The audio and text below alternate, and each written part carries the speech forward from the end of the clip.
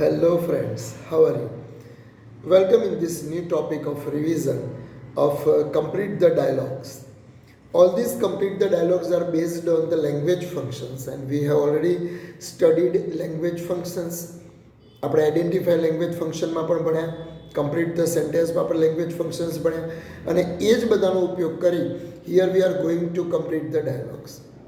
Of course, this question will be asked in the form of MCQ. So, four objective type of options will be given to you, and you have to choose the correct option from all of these A, B, C, D. Okay? So, then let's complete the dialogue. પણ આ કરીએ વખતે ખાસ યાદ રાખવાનું છે કે જ્યારે એક્ઝામમાં લખીએ ત્યારે આ ડાયલોગ તમારે બંને લખવાના છે. અહીંયા સાહિલ અને મિહિરનો આપ્યો છે ઓપ્શન, તો સાહિલવાળું સેન્ટેન્સ પણ લખવાનું અને પછી મિહિરનો ડાયલોગ લખી અને અહીંયાથી જે પણ ઓપ્શન આવે છે ABCDમાંથી એ અહીંયા તમારે મૂકવાનો છે. બરાબર? સીધું 2 નંબર કરીને A, 3 નંબર કરીને B એવી રીતે આન્સર લખવાનો નથી. કમ્પ્લીટ ધ ડાયલોગ કહ્યું છે, ખ્યાલ આવ્યો? સો કીપ ઇન માઇન્ડ. ઓકે, એમાં અત્યારે શરૂઆતના ભાગમાં આપણે 1 by 1 અલગ અલગ લેંગ્વેજ ફંક્શન લઈએ. For example, just now we are going to discuss about condition in past. બરાબર? તો કન્ડિશન ઇન પાસ્ટના 4-5 લેંગ્વેજ ફંક્શનના ડાયલોગ્સ કરીશું. પછી ધારો કે કોન્ટ્રાસ્ટના કરીએ, બરાબર, પછી રિઝલ્ટના કરીએ, એવી રીતે અલગ અલગ લેંગ્વેજ ફંક્શનના કરીશું. અને બધા જ લેંગ્વેજ ફંક્શનના પતી જાય પછી આપણે we will solve the mix exercise from Marvel grammar book. Okay, so let's start complete the dialogues. અહીંયા મિત્રો જે વાત કરી રહ્યા છે પહેલી એ વાત કરીએ છીએ કઈ, તો કહે છે કે એક્સપ્રેસિંગ કન્ડિશન ઇન પાસ્ટ. અને તમને ખબર જ છે કન્ડિશન ઇન પાસ્ટની અંદરના કીવર્ડ્સ કયા કયા. તો આપણે કહ્યું હતું કે સેન્ટેન્સની શરૂઆત કાં તો ઇફ અથવા તો અનલેસથી થતી હોય અને એની જોડે હેડ આપેલું હોય, ભૂતકાળનું રૂપ. બરાબર? અને પછી બીજું જે સેન્ટેન્સ આવશે એમાં modal auxiliary plus have plus past participle. આ બંને જ આવી યાદ રાખવાની. ઇફ, હેડ અને બીજા વાક્યમાં modal auxiliary plus have plus past participle. આ હેડનું હોવું બહુ જરૂરી છે કન્ડિશન ઇન પાસ્ટ માટે. બરાબર? તો કહે છે કે why had you not returned my book. તમે મારી બુક હજુ સુધી રિટર્ન કેમ નથી કરી? તો કન્ડિશન ઇન પાસ્ટમાં સેન્ટેન્સના 4 ઓપ્શન જોવાના. પહેલાં એમાં કહે છે I was so busy that, છૂટું છૂટું સો દેટ છે એ તો રિઝલ્ટ કહેવાય. બીજા નંબરનું જોશો તો if I had come to know I would have returned it. તો this is the correct answer કે if I had come to know, જો મારી જાણમાં આવ્યું હોત તો I would have returned it. તો મેં તમને જે અંડરલાઇન કરેલા જે વર્ડ્સ છે ને, આખી એક્સરસાઇઝમાં જે પણ વર્ડ્સને હું અંડરલાઇન કરું ને they will be your keywords. So whenever you solve this exercise, always remember these keywords. Okay, then only you will get maximum marks. તો અહીંયા કહે છે if I had come to know, જો મારી જાણમાં આવ્યું હોત તો, if આપ્યું છે, હેડ આપ્યું છે, I would have returned it, મેં રિટર્ન કરી દીધું હોત. એને કન્ડિશન ઇન પાસ્ટ કહેવાય. ક્રિયા થઈ નથી પણ એવું ધારી લેવામાં આવે કે આવું થઈ ગયું હશે અથવા આવું થઈ ગયું હોત, તો એની માટે કન્ડિશન ઇન પાસ્ટ વાપરીએ. પછી તો સોરી કહ્યું છે તો એપોલોજાઇઝ, આઈ વિલ રિટર્ન એ તો ફ્યુચર ઇવેન્ટ. એટલે તમારે આન્સર આ મિહિરમાં કયો મૂકી દેવાનો? બી વાળો. ઇફ આઈ હેડ વાળું આખું સેન્ટેન્સ લખવાનું, સાહિલ અને મિહિર બંનેનો ડાયલોગ લખવાનો. બરાબર? ચલો નેક્સ્ટ. કવચ says hadn't you attend the seminar. હવે આની આ જ સૂચના બધામાં લાગુ પડવાની છે. અત્યારે આપણે જે 4-5 ડાયલોગ્સ કરીએ છીએ બધા કન્ડિશન ઇન પાસ્ટ ના કરીએ છીએ એટલે કૌંસમાં આપ્યું નથી. જ્યારે મિક્સ્ડ એક્સરસાઇઝ કરીશું ત્યારે કૌંસમાં આપ્યું હશે. બરાબર? Kavach says hadn't you attend the seminar. તમે સેમિનાર એટેન્ડ નહોતો કર્યો?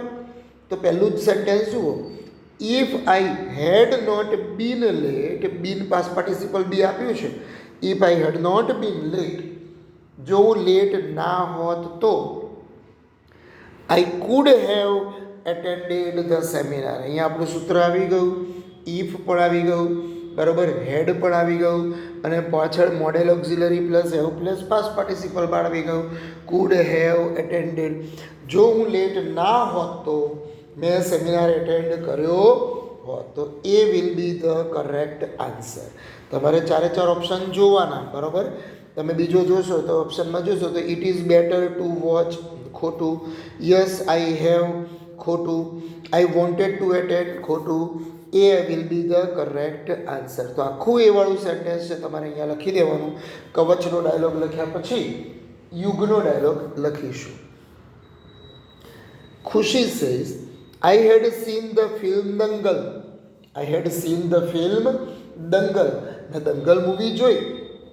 હવે તો મનન શું કહેશે? If I had got the ticket. જો had plus past participle got આપેલું છે ને. If I had got the ticket on Sunday I could have seen the film Dangal. જો મને ટિકિટ મળી હોત તો મેં દંગલ મૂવી જોઈ હોત. મતલબ કે ટિકિટ મળી નથી એટલે દંગલ જોઈ નથી, પણ એવું ધારી લેવામાં આવે છે કે જો મને ટિકિટ મળી હોત તો મેં દંગલ જોઈ હોત. તો એની માટે આપણે A will be the correct answer. આમાંના એકે જોશો બી સી ડી તો એમાં ક્યાંય આ સૂત્ર તમને જોવા નહીં મળે. તમારે કરેક્શન તો કરવાનું જ, જોવાનું જ. હા, ચલો. Kavya says could you get admission in MBBS.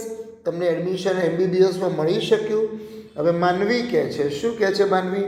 તો ચાર ઓપ્શન અહીંયા આપ્યા છે બીજા પેજ ઉપર. ધો આઈ હેડ ટ્રાઈડ, ખોટું.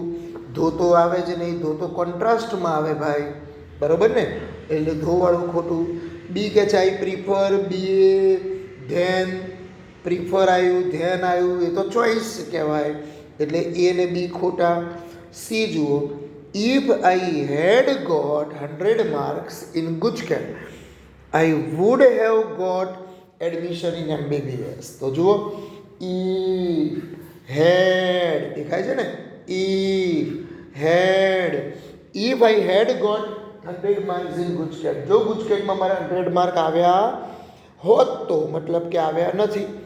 I would have got admission in MBBS, તો મને MBBSમાં એડમિશન મળી ગયું હોત, પણ ભાઈને એડમિશન મળ્યું નથી, બરાબર.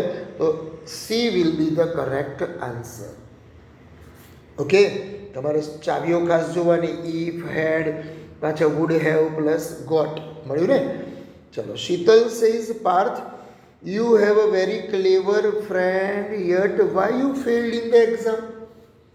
Parth, you have a very clever friend, તારે તો બહુ બુદ્ધિશાળી ભાઈબંધ છે બાજુમાં પરીક્ષામાં. Why you failed in the exam, તો પછી એક્ઝામમાં નપાસ કેમ થયો? ભાઈ ઘણીવાર ભાઈબંધ મદદ ના કરી શક્યો હોય બિચારો, બરાબર. એ તો કરવા માગતો હોય પણ ના કરી શક્યો હોય. તો પહેલામાં જુઓ, if my friend had helped me. જોયું ને, ઇફ આપ્યું છે એની જોડે હેડ પણ આપ્યું છે, કન્ડિશનલ ક્લોઝ છે. If my friend had help me, જો મારા દોસ્તે મને મદદ કરી હોત તો I would have passed in the exam, તો હું એક્ઝામમાં પાસ થઈ ગયો હોત. તો A will be the answer. Thanks ગોડવાળું બી પણ ના આવે, બરાબર. સો વાળું એ તો રિઝલ્ટ કહેવાય એટલે સી પણ ના આવે. વેરી ફ્યુ એ તો કમ્પેરિંગ કહેવાય, પોઝિટિવ ડિગ્રી એટલે ડી પણ ના આવે. A will be the correct answer. If my friend had help me I would have passed in the exam. Fifth, Gopi says the train was on time. Why did you miss it? Train તો સમયસર હતી. Why did you miss it? તો તમે કેમ ચૂકી ગયા? પહેલામાં કહે છે કે I was on the platform number 3 અને ટ્રેન આવી આની ઉપર. ખોટું. આમાં આપણું લેંગ્વેજ ફંક્શન વાપર્યું જ નથી, કન્ડિશનલ ક્લોઝ છે જ નહીં. બીજામાં કહે છે I miss the train because of, તો બીકોઝ ઓફ તો રીઝન બતાવે એટલે બીકોઝ ઓફ પણ ના આવે, એ ના આવે અને બી પણ ના આવે. સીમાં કહે છે ડ્યુ ટુ એટલે તો ને કારણે એટલે સી પણ ના આવે. તો what will be the answer? If I had got up early, if I had got up early, જો વહેલો જાગી ગયો હોત તો, if I had got up early, જો વહેલો જાગી ગયો હોત તો I would not have missed the train, તો હું ટ્રેન ચૂક્યો ના હોત. પણ ભાઈ વહેલા જાગ્યા નહીં એટલે ટ્રેન ચૂકી ગયા. તો અહીંયા ઇફ, હેડ, પાછળ would not have miss perfect participle છે ને, એટલા માટે આપણે D will be the answer. જવાબમાં આખું સેન્ટેન્સ આપણે લખીશું. બરાબર. ચાલો કન્ડિશનિંગ પાસ્ટનું છેલ્લું સેન્ટેન્સ. નેહા શું કહે છે? Haven't you seen the Taj Mahal? તમે તાજમહેલ નથી જોયો ભાઈ? નૈતિક કહે છે yes I have seen the Taj Mahal. આવો તો કઈ થોડો જવાબ હોય. કૌંસમાં કંઈ કન્ડિશનિંગ પાસ ના આપ્યું હોય તો આ બધા જવાબ લાગુ પડે. આપણે જે બી જવાબ લખવાનો છે કૌંસમાં આપેલું કન્ડિશન ઇન પાસ્ટ એ લેંગ્વેજ ફંક્શનને ધ્યાનમાં રાખીને આપવાનો છે, એટલે એ જવાબ ના આવે. બીમાં ધો વાપર્યું છે એટલે આગળ વાંચવાનું જ નથી, કારણ કે ધો તો કોન્ટ્રાસ્ટમાં વપરાય. સી જુઓ, if I had visited Agra I would have seen the Taj Mahal. ફરી બોલું છું, if I had visited Agra, જો મેં આગ્રાની મુલાકાત લીધી હોત તો I would have seen the Taj Mahal, તો મેં તાજમહેલ જોયો હોત. તો ઇફ હેડ અહીંયા કહે છે વુડ હેવ સીન. બરાબર ને? તો modal auxiliary plus have plus past participle. So C will be the correct answer. Okay, હા કે ના? ચલો હવે નેક્સ્ટ લેંગ્વેજ ફંક્શન જોઈએ.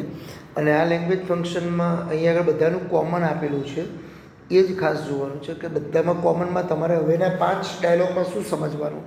આ બધા ડાયલોગમાં શું સમજશો કે કમ્પેરિંગ પીપલ, અહીંયા જે આપ્યું છે ને કમ્પેરિંગ પીપલ, માણસ હોય તો કમ્પેરિંગ પીપલ, જગ્યા હોય તો કમ્પેરિંગ પ્લેસ, અને વસ્તુ હોય તો કમ્પેરિંગ થિંગ્સ. બરાબર. ઇન રિલેશન ટુ સમથિંગ આવું આપ્યું હોય તો ઠીક છે, ના આપ્યું તો ચિંતા કરવાની નહીં. તો જ્યારે બી કમ્પેરિંગ પીપલ કે કમ્પેરિંગ પ્લેસ કે કમ્પેરિંગ થિંગ આવે એટલે આખો મીચીને શું આવશે? ડિગ્રી આવશે. બરાબર. કાં તો સુપરલેટિવ ડિગ્રી હોય, કાં તો સુપરલેટિવ ડિગ્રી હોય, કાં તો કમ્પેરેટિવ ડિગ્રી હોય, કાં તો પોઝિટિવ ડિગ્રી હોય. ત્રણે ડિગ્રીના સૂત્રો તો ખબર જ છે તમને. બરાબર. સુપરલેટિવ ડિગ્રી હોય તો ધ પ્લસ EST અથવા તો મોસ્ટવાળું સેન્ટેન્સ આવશે. પણ આગળ વન ઓફ ધ હોય, વન ઓફ ધ, તો પાછળ હંમેશા there will be always plural noun, એટલે કે બહુવચન નામ હોય. વન ઓફ ધ પછી હંમેશા શું આવશે? બહુવચન પ્લુરલ નાઉન. 11th અને 12th વસ્તુ ખાસ ધ્યાન રાખવાની. 4 ઓપ્શન આપ્યા હોય એમાં ઘણીવાર અહીંયા સિંગ્યુલર નાઉન હોય તો એ ઓપ્શન ના અડાય. વન ઓફ ધ જોડે હંમેશા there will be always plural noun. બરાબર. એ જ રીતે કમ્પેરેટિવ ડિગ્રી હોય તો ટોલ હોય તો ટોલર, લોંગ હોય તો લોંગર, પણ એકથી વધારે ઘટક હોય તો મોર ધેન. આટલું તો ખરું જ, પણ પાછળ શું આવશે? મેની અધર અથવા તો મોસ્ટ અધર. અને જ્યારે બી મેની અધર કે મોસ્ટ અધર આવે એટલે there is always plural noun, એટલે કે બહુવચન નામ હોય હંમેશા. મોસ્ટ અધર અને મેની અધર પછી હંમેશા પ્લુરલ નાઉન. બરાબર. એની અધર આપ્યું હોય, મોસ્ટ અધર અને મેની અધરની જગ્યાએ એની અધર આપ્યું હોય તો જ અહીંયા એક વચન નામ આવે, એવું યાદ રાખવાનું, જે 10માં આવતું હતું. ઓકે, ચલો તો જોતા જઈએ સૂત્રો એ પ્રમાણે આવે એમ સૂત્રો કહીશ. બરાબર. Reena says you have just visited USA. How is it different from India? Comparing કયું છે? તો કમ્પેરિંગ આવે એટલે આપણે હંમેશા નીચે ઓપ્શનમાંથી શું શોધીશું? ડિગ્રી શોધીશું. બરાબર. તો પહેલું છે કે USA is the least populated and the cleanest country. બરાબર છે. લેસનું સુપરલેટિવ ડિગ્રી શું થાય? Least, the least. બરાબર ને? તો USA is the least populated, સૌથી ઓછી વસ્તીવાળો, એન્ડ ધ ક્લીનેસ્ટ કન્ટ્રી, અને સૌથી ચોખ્ખો દેશ છે. તો સુપરલેટિવ ડિગ્રી છે એટલા માટે કમ્પેરિંગ પ્લેસ તરીકે આ આન્સર આવી શકે. બીજામાં ધો આપ્યું છે, ધો તો કોન્ટ્રાસ્ટ કહેવાય. ત્રીજામાં તો કોઈ ડિગ્રી વાપરી જ નથી, ખાલી જ USA is the clean country કહું, એટલે C will not be the answer. ચોથામાં ઇફ વાપર્યું છે અને ઇફ શોઝ ધ કન્ડિશન, એટલે ડી પણ ના આવે. So A will be the perfect answer. USA is the least populated and the cleanest country. Next, my shirt is short. What do you say? મારો shirt small છે, short છે. તમે શું માનો છો? તો આ બધામાં પણ એક જ સૂત્ર આપ્યું છે કૌંસમાં, કમ્પેરિંગ થિંગ્સ અથવા કમ્પેરિંગ પ્લેસ. શર્ટની વાત ચાલે છે એટલે કમ્પેરિંગ થિંગ હોય. તો my shirt is short. What do you say? તો પહેલામાં કહે છે the material of this shirt seems to be cheap quality. આમાં ક્યાંય કોઈ ડિગ્રી દેખાતી જ નથી. બીજામાં કહે છે આઈ ડોન્ટ થિંક સો. ના, આમાં કોઈ લેંગ્વેજ ફંક્શન નથી એટલે એ અને બી જવાબ નહીં આવે. સીમાં કહે છે it is shorter than mine. જો આ કમ્પેરેટિવ ડિગ્રી છે, 9મા ધોરણમાં ભણ્યા હતા ને એ પ્રકારનું સૂત્ર છે. It is shorter than mine, મારા શર્ટ કરતાં નાનો છે. So C will be the answer. અહીંયા તમે ડાયલોગમાં લખી દેશો કે it is shorter than mine. D નહીં આવે, દાદાનો ડી જવાબ નહીં આવે. બરાબર. Second, what are the differences between Hetal and Nikita? What are the differences between Hetal and Nikita? બંને વચ્ચેનો ડિફરન્સ શું છે ભાઈ? તો પહેલામાં કહે છે હેતલ ઇઝ ક્લેવર. આમાં કોઈ ડિગ્રી છે જ નહીં. કૌંસમાં તો આપણને કહ્યું છે કમ્પેરિંગ. બરાબર. બીમાં કહે છે કે નિકિતા ઇઝ નોટ ક્લેવર. ખોટું. સીમાં કહે છે Hetal and Nikita are sisters. ખોટું. ક્યાંય કોઈ ડિગ્રી વાપરી જ નથી. અને આપણે લેંગ્વેજ ફંક્શનના બેઝ ઉપર આન્સરને આઈડેન્ટિફાય કરવાનું છે. So D is the answer. Hetal is cleverer than Nikita. કઈ ડિગ્રી છે? કમ્પેરેટિવ ડિગ્રી છે. Hetal is cleverer than Nikita. So this will be the correct answer. Hetal Nikita કરતાં વધારે ક્લેવર છે. ખાલી લેંગ્વેજ ફંક્શન આઈડેન્ટિફાય કરીએ અને ડાયલોગમાં આન્સર મૂકીએ અને આપણો જવાબ સાચો પડે, કેટલું સહેલું કહેવાય. હા ભાઈ. Sachin is known as the god of cricket. Sachin is known as the god of cricket. Comparing person કયું હોય તો કે પહેલું કહે છે no other cricketer played good than Sachin. ખોટું. આ લોકો નો અધર જોઈને કહી દે કે yes this is the positive degree, પણ એટલે આ બટ અહીંયા તો જો ગુડ ધેન છે. આ તો કમ્પેરેટિવ ડિગ્રીનું સૂત્ર, આગળ પોઝિટિવ ડિગ્રીનું સૂત્ર, બેનું હાઇબ્રિડ કર્યું છે એટલે ખોટું. બીજામાં કહે છે very few cricketers played as good as Sachin. B is the correct answer. કારણ કે વેરી ફ્યુ બરોબર પોઝિટિવ ડિગ્રી છે, એના પછી બહુવચન નામ આવે તો અહીંયા આગળ છે જુઓ વેરી ફ્યુ, પછી ક્રિકેટર્સ. બરોબર ને? પછી એઝ હોય ને વચ્ચે જે તે એડજેક્ટિવ કેડવર્બ હોય તો એ પણ અહીંયા જ છે. બરોબર. તો તમે જોશો તો ખ્યાલ આવશે. ફરી ચેકિંગ કરવું એટલે ખ્યાલ આવશે કે વેરી ફ્યુ ક્રિકેટર્સ પ્લેડ, બહુવચન નામ ક્રિકેટર્સ છે, એઝ ગુડ એઝ સચિન. બરોબર. So B will be the answer. બાકીના બે વાંચશો સી અને ડી તો એમાં કોઈ આન્સર બનતો નથી. ચલો next page. Krish is given the award of the best sportsman of the school. A એવું કહે છે, એ વાળા ભાઈ એવું કહે છે Krish is given the award of the best sportsman of the school. Best સ્પોર્ટ્સમેનનો એવોર્ડ એને મળ્યો. બ્રેકેટમાં કહ્યું હોય કમ્પેરિંગ. તો કમ્પેરિંગ વાપરીએ તો પહેલામાં કહે છે હિઝ પરફોર્મન્સ ઇઝ બેટર. બસ આટલું જ કહ્યું છે. તો બેટર ધ્યાન એવું કંઈ કહ્યું નથી, વધારે સારું છે એટલું જ કહ્યું છે એટલે એ ના આવે. બી કહે છે કે because his performance in the sport is better than any other, અને એક વચન નામ સ્ટુડન્ટ પણ આપેલું છે. જુઓ તો B is the correct answer. Because ઉપર નહીં જવાનું, આગળના સેન્ટેન્સના અનુસંધાનમાં બીકોઝ વાપર્યું છે, પણ અહીંયા ડિગ્રી વાપરેલી છે કે because his performance in sport is better than any other student. અને એની અધર પછી હંમેશા એક વચન નાઉન આવે, સિંગ્યુલર નાઉન આવે. સી વાંચશો તો ઇઝ ડેડિકેટેડ, ના એમાં કોઈ ડિગ્રી નથી. ડીમાં પણ કોઈ ડિગ્રી નથી. So B is the correct answer. Fifth one, why don't you buy red chip shoes? તમે રેડ ચીપ કંપનીના શૂઝ કેમ નથી લેતા? જેમ નાઇકી છે, એડિડાસ છે, રેડ ચીપના પણ શૂઝ આવે, ખાસ કરીને લેધરના. તો why don't you buy red chip shoes? ચલો આપણે તો કમ્પેરિંગ વાપરવાનું છે. કેમ નથી ખરીદ્યા એને કંઈ લેવા દેવા નથી. બરોબર. કમ્પેરેટિવ ડિગ્રી આવી, કમ્પેરિંગ આપવું જોઈએ, એટલે કાં તો સુપરલેટિવ ડિગ્રી, કાં તો કમ્પેરેટિવ, કાં તો પોઝિટિવ. તો પહેલું કહે છે red chip shoes is very costly. No, red chip shoes are good in quality but they are heavy. No, but તો કોન્ટ્રાસ્ટ બતાવે ભાઈ. સી જુઓ, they are heavier than other shoes. Heavier than other shoes. આ heavier than એ કઈ degree બતાવે છે? Comparative degree બતાવે છે, બરોબર ને? Heavier than. So C will be the correct answer. આપણે સી ત્યાં જવાબ મૂકીશું, બરોબર. Last one. Why are Amish Tripathi's books not sold in this city? Why are Amish Tripathi's books not sold in this city? આ સિટીમાં અમીશ ત્રિપાઠીના બુક્સ કેમ નથી વેચાતા? એ કહે છે કે because Amish Tripathi's books are costlier than other average books. તો are costlier than comparative degree તો છે જ, પણ આપણે બીજું જોઈ લેવાનું.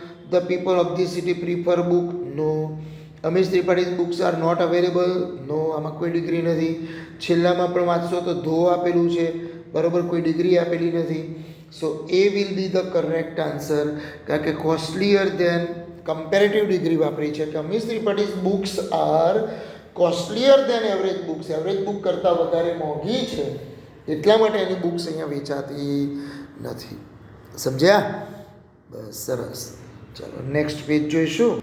ચલો હવે જોશો તો ખ્યાલ આવશે. એડવર્બ ક્લોઝ ઓફ કોન્ટ્રાસ્ટ, બરાબર.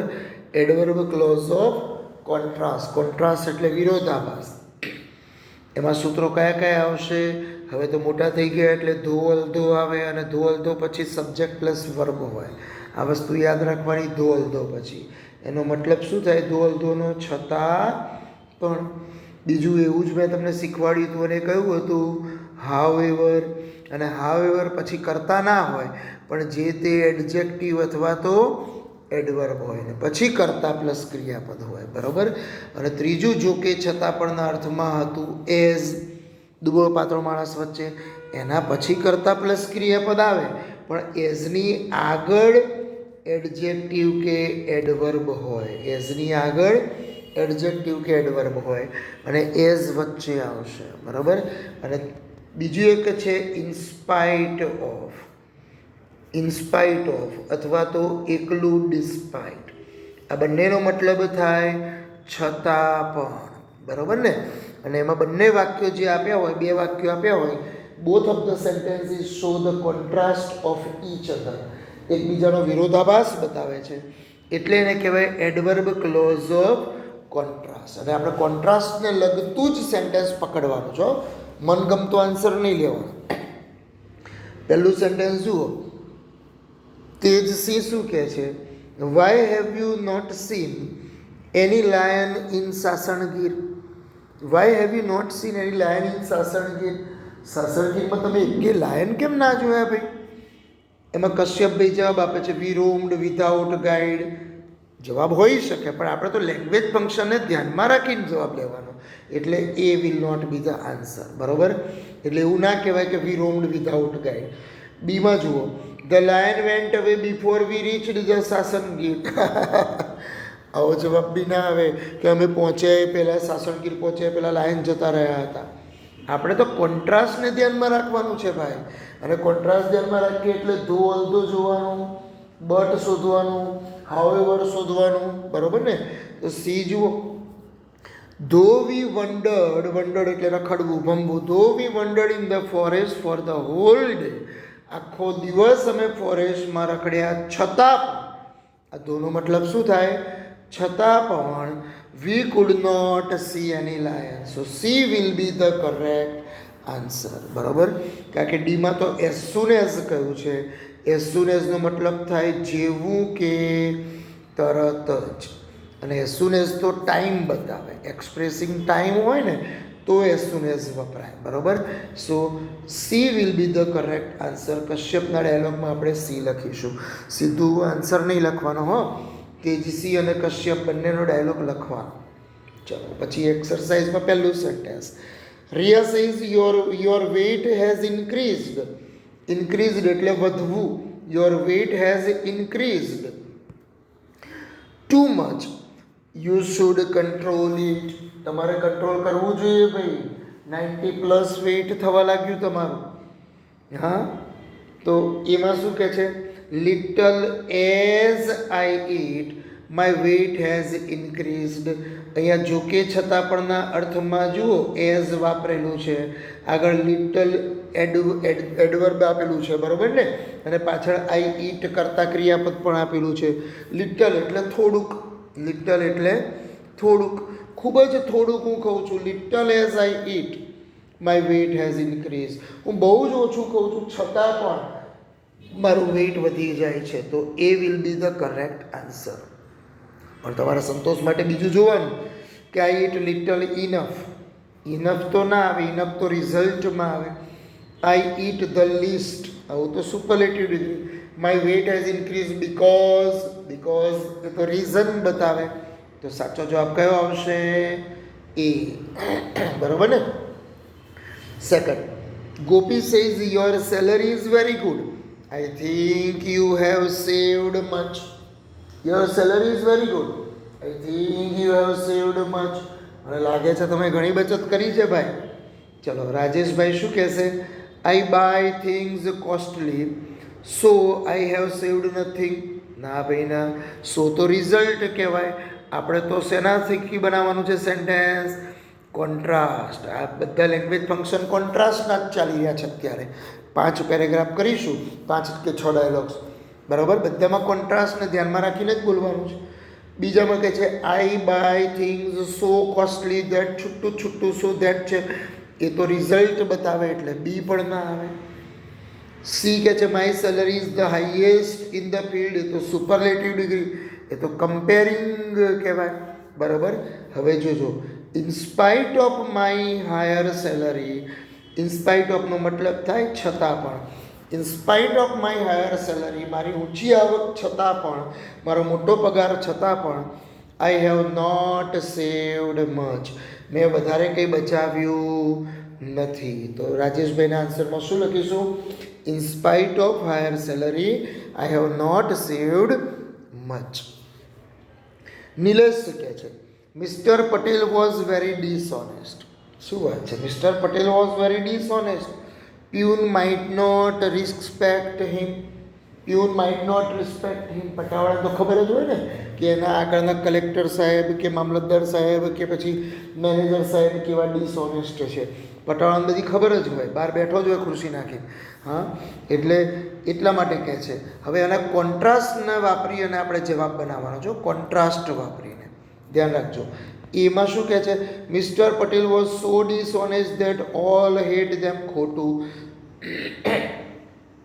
છૂટું છૂટું સો ધેટ છે, જુઓ, એટલે છૂટું છૂટું સો ધેટ તો રિઝલ્ટ કહેવાય. તો પછી બીજો કયો આન્સર જોઈશું નવા પેજ ઉપર? Mister Patel was dishonest so peon. So એટલે તેથીના અર્થમાં છે, તો રિઝલ્ટ કહેવાય એટલે બી પણ ના આવે. However dishonest Mister Patel was, people respect him. તમે જુઓ, હાવેવર પછી ડિસઓનેસ્ટ એડજેક્ટિવ વાપરેલું છે. હા, however dishonest Mister Patel was. Mister Patel dishonest હતા છતાં પણ, હાવેવર ઓને dishonest Mister Patel was, people respect him. એ ડિસઓનેસ્ટ હતા છતાં પણ લોકો એમને રિસ્પેક્ટ કરે છે. તો C is the correct answer.